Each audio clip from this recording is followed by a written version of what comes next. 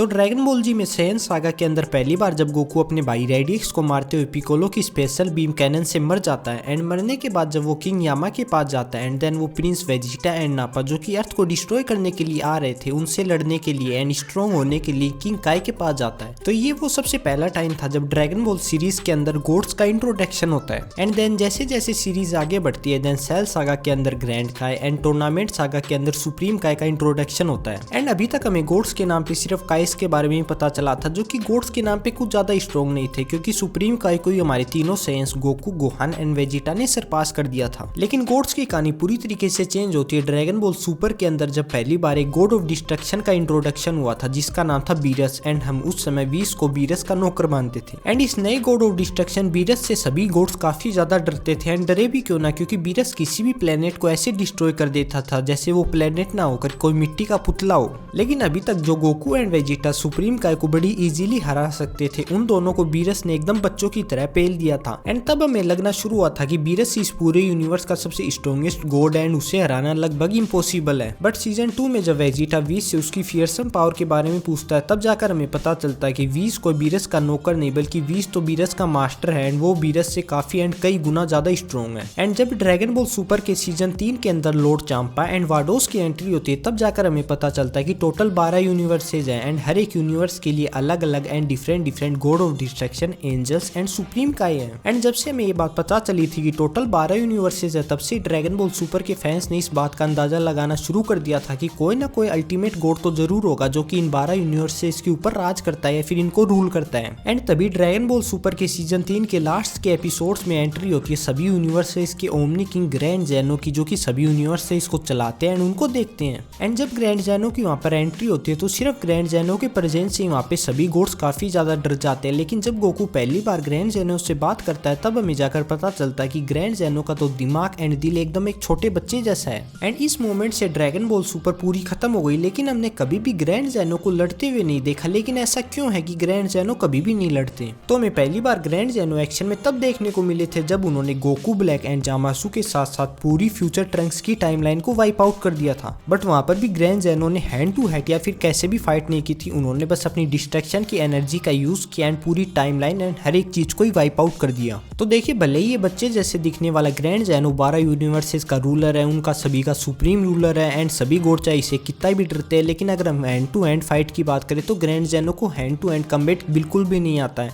लड़ाई के नाम पर ग्रैंड जेनो एकदम से नूब है। ये काफी ज्यादा अजीब बात है कि ग्रैंड जेनो सभी यूनिवर्सेस की पावर को कंज्यूम करते हैं, वो इन सभी यूनिवर्सेस की पावर को रखते हैं, वो इन सभी यूनिवर्स को पलक झपकते के साथ ही डिस्ट्रॉय कर सकते हैं। एंड वो सिर्फ इन्हें डिस्ट्रॉय नहीं बल्कि इनको पूरी तरीके से एग्जिस्टेंस से इरेज कर सकते हैं। लेकिन जब हैंड टू हैंड कम्बैट की फाइट की बात आए तो ग्रैंड जेनो कुछ भी नहीं है, वो एकदम नूब है। एंड तभी ग्रैंड जेनो किसी भी फाइट को देखते तो वो उसे इतना ज्यादा इंजॉय करते क्योंकि जेनो के लिए लड़ाई ये काफी ज्यादा नई चीज है क्योंकि जेनो ने कभी भी लड़ाई को खुद से एक्सपीरियंस ही नहीं किया है। तो अगर हम सीधी सीधी बात करें तो ग्रैंड जेनो लिटरली एक छोटा बच्चा है जिसके पास सभी यूनिवर्सेस को डिस्ट्रॉय करने की एंड उन्हें इरेज करने की अल्टीमेट पावर है। अगर हम ग्रैंड जेनो से उसकी इरेज करने की पावर को ही छीन लेते हैं फिर वो मोनाका जैसा एक पावरलेस कैरेक्टर बन जाएगा एंड फिर तो उसे हिरकुलस भी बड़ी आसानी से पेल देगा या फिर उसे हरा देगा एंड फिर हिरकुलस कहेगा कि वो इस यूनिवर्स में सबसे स्ट्रॉन्गेस्ट बीइंग है। तो बेसिक सी बात ये है कि ग्रैंड जेनो कभी भी इसलिए नहीं लड़ते क्योंकि उन्हें लड़ना कभी आता ही नहीं है, वो जानते ही नहीं है कि हैंड टू हैंड कम्बैट क्या होती है। लेकिन शायद हो सकता है कि फ्यूचर में हमें ग्रैंड जेनो की और नई पावर्स के बारे में पता चले,